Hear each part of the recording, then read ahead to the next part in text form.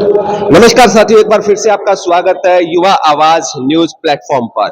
मैं रघुवीर सिंह आज बरवाला पहुंचा हूं और बरवाला की जो पिछले दिनों की चुनावी आबो हवा की अगर हम बात करते हैं तो एक बात सुनिश्चित है कि इस बार सातरोड गांव का जलवा जरूर देखने को मिलेगा। और आज जिस शख्सियत के साथ मैं जुड़ा हूं, कृष्ण सातरोड, 30 तारीख के जो संदेश यात्रा कांग्रेस की है वो बरवाला आगमन है उसका, उसके संयोजक है। और आज हमारे साथ एक प्रेस कॉन्फ्रेंस करके इन्होंने ये जानकारी दी थी, लेकिन इनसे कुछ और भी सवाल हम करते हैं। बहुत बहुत स्वागत है सर आपका। बहुत बहुत धन्यवाद रघुवीर जी, आपका और आपके चैनल के साथियों को भी मैं धन्यवाद करूंगा जो आपके साथ जुड़े हैं।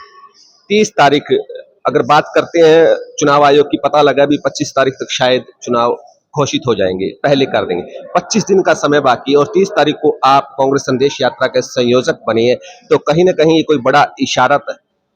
देखिए, कार्यक्रम चल रहे हैं और मेरी नेता ने पहले से डिसाइड किया था कि देखिए, उन्होंने जब ये यात्रा की शुरुआत करी थी तब तक तो हमें इस जानकारी में ये भी हमारे पास जानकारी नहीं थी कि चुनाव जो है अक्टूबर की बजाय वो सितंबर मतलब 1 अक्टूबर को होंगे, क्योंकि पिछली बार जो चुनाव थे वो 21 अक्टूबर को हो गए थे।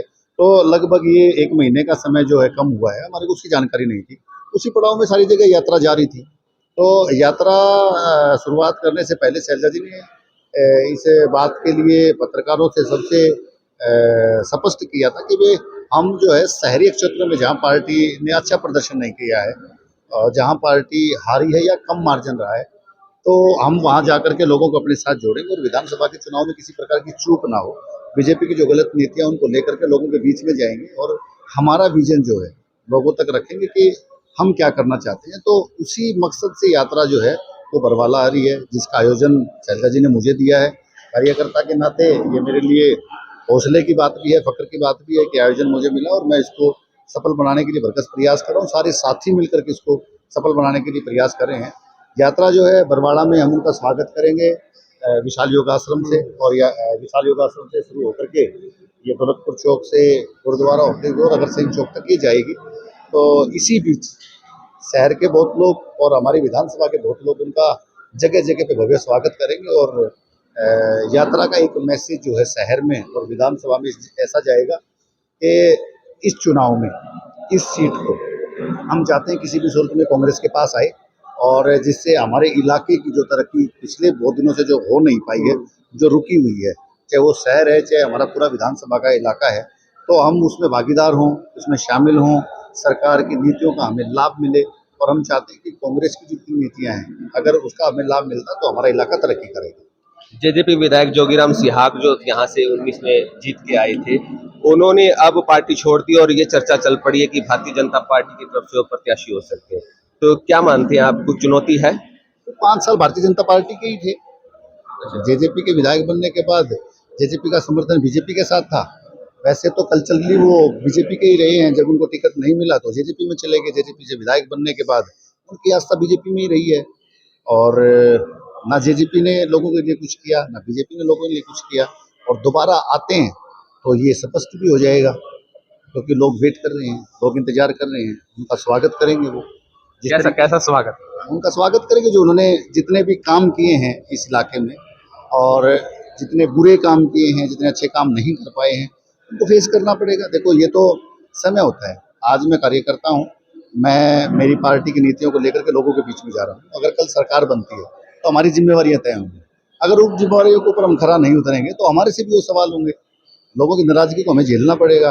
अगर हमारी सरकार काम नहीं करेगी, हमारा कोई प्रतिनिधि काम नहीं करेगा, तो उसका असर हर चीज के ऊपर पड़ेगा। तो वही है, उनके साथ भी है। जेजेपी ने काम नहीं किया, जेजेपी के विधायकों ने काम नहीं किया, बीजेपी ने काम नहीं किया, बीजेपी के विधायकों ने काम नहीं किया, और वही चीज लोगों के सामने जाकर के फेस करनी पड़ेगी। जो फेस करने की ताकत मुझे लगता नहीं है कि ना हमारे विधायक में ना हमारी पार्टी में है। लग तकरीबन कांग्रेस पार्टी के लिए आवेदन जो किया था, मेरे ख्याल 48 के करीब शायद आवेदन हुए, 55 लोगों ने आवेदन किया और उसमें हुड्डा गुट भी और शैलजा गुट भी है, दोनों शामिल है। शैलजा गुट के जो बाकी साथी हैं, क्या वो इस कार्यक्रम में नजर आएंगे? हाँ, हम सबको संदेशा देंगे।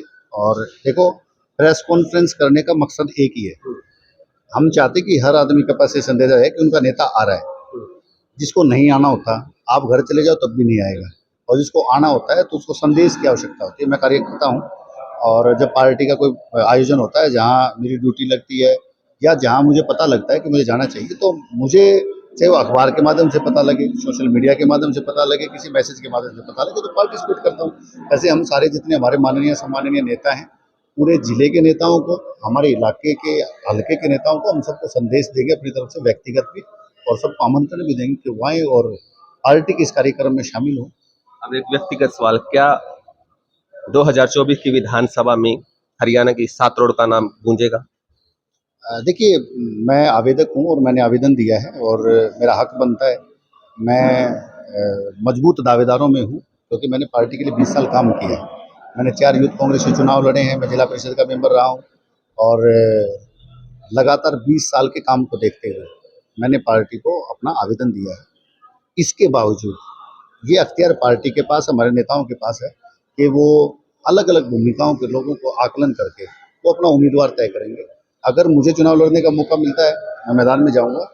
अगर पार्टी किसी दूसरे साथी को मौका देती है, हम उसकी मदद करेंगे। तो साथियों, किसी भी जिम्मेवारी को निभाने के लिए तैयार बर तैयार, 24 घंटे पार्टी की सेवा के लिए तैयार, अपने हाईकमान नेताओं के आदेश को मानने के लिए तैयार कृष्ण सातरोड। आप इस वीडियो के बारे में क्या कहना चाहते हैं, हमें जरूर बताइएगा। मेरे साथ जुड़े रहने के लिए आपका बहुत बहुत धन्यवाद और आपका भी बहुत बहुत धन्यवाद। बहुत-बहुत धन्यवाद।